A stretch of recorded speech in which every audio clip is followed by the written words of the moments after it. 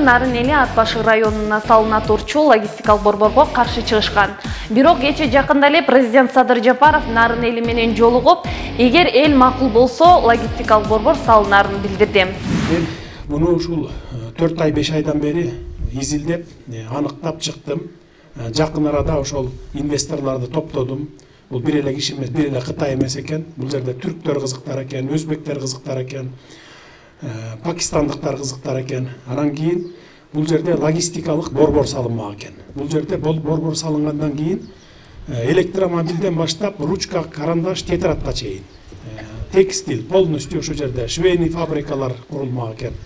Анан ушул жерден анан кийин борбору болуп, анан бүт Пакистан аркылуу араб өлкөлөрүнө, Иранга чейин ушундай чыгып кете турган пландар болгон экен. Жолугуп мен сүйлөштүм, такташтым алар менен. Анан аларга мындай деп айттым: биз Кыргыз мамлекетинин башчылары эл менен эсептешишибиз керек. Элдин ой пикирин сөзсүз эске алышыбыз керек. Мен эл менен барып жолугуп сүйлөшүп такташып келейин. Эгерде эл макул десе. Негизде логистикалык борбор өлкөбүзгө керекпи? Эгер салынып калса, экономикабызга кандай салым кошот? Ушул суроолордун алкагында экономист Искендер Шаршеевдин пикирин угуп көрдүк. Негизи логистикалык ушул инфраструктура бизге абдан керек. Мисалы үчүн эң чоң логистикалык инфраструктура Кыргызстанда бул Дордой базары да.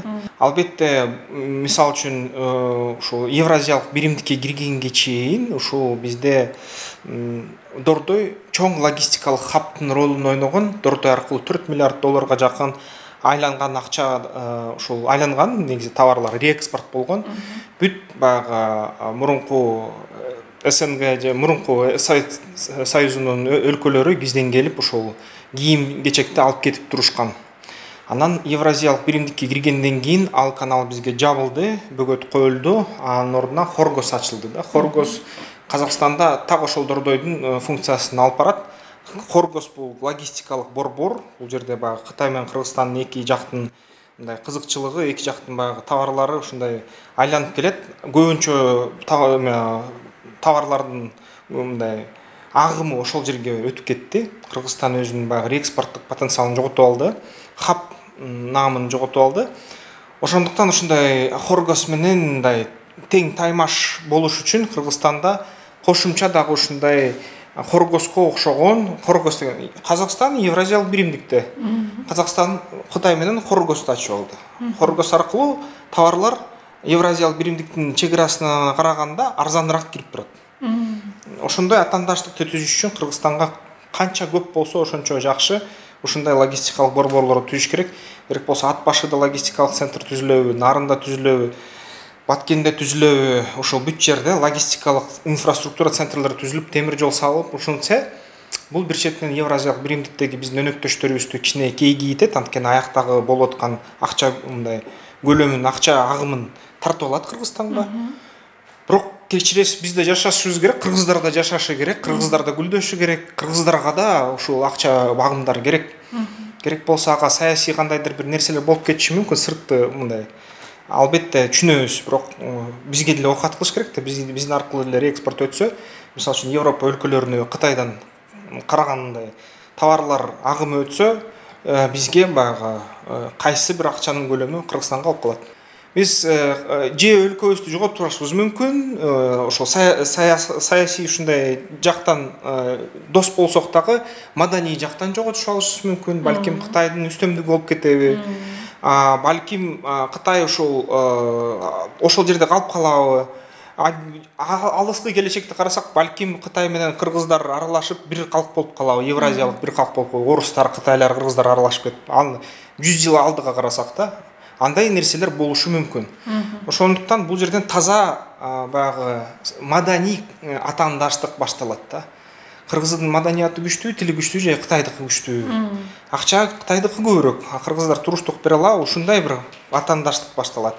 Ага андай коопсуздук, андай кооптуу нерсе бар. Социалдык баракчаларда логистикалык борбордун курулушуна ар кандай пикирлерин жазышууда. Журналист Замир Казакбаев ар тараптуу багыттагы логистикалык борбор салынса жакшы болот дейт. Былтыр көтөрүлбөдү эле ушундай маселе.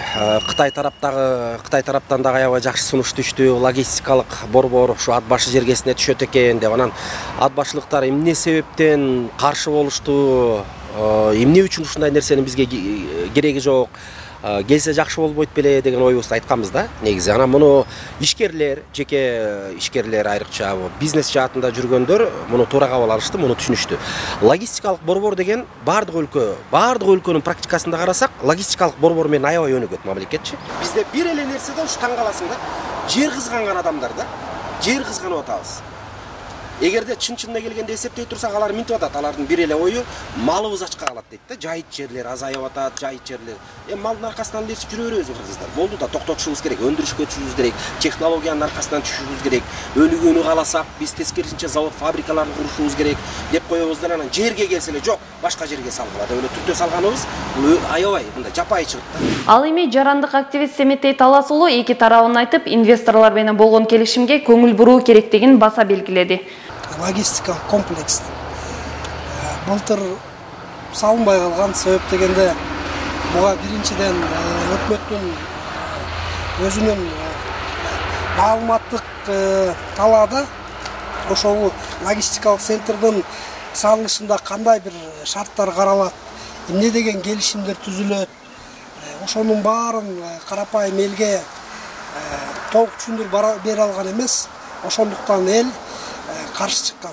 Каршы чыкканга себептер бар болчу. Мурда Бакиевдин убагында Торгарт бажыканасын бери ичкери көздөй 35 километр жылдырабыз дегенде, ошол жердеги чек ара заставасында бери жылдырабыз дегенде, ошонун баары чек ара жылат экен деген эме менен элдер абдан каршы чыгышкан. Анан бул жерде мен айтканда келишимди караш керек. Келишимди бул оңой нерсе эмес да. Мисалы ал жеке инвестор салам деп атат, бирок ал деген Кытай өкмөтүнөн инвестицияга мисалы кредит алып туруп салса 49 жылга берип атпайбы Кыргызстанчы.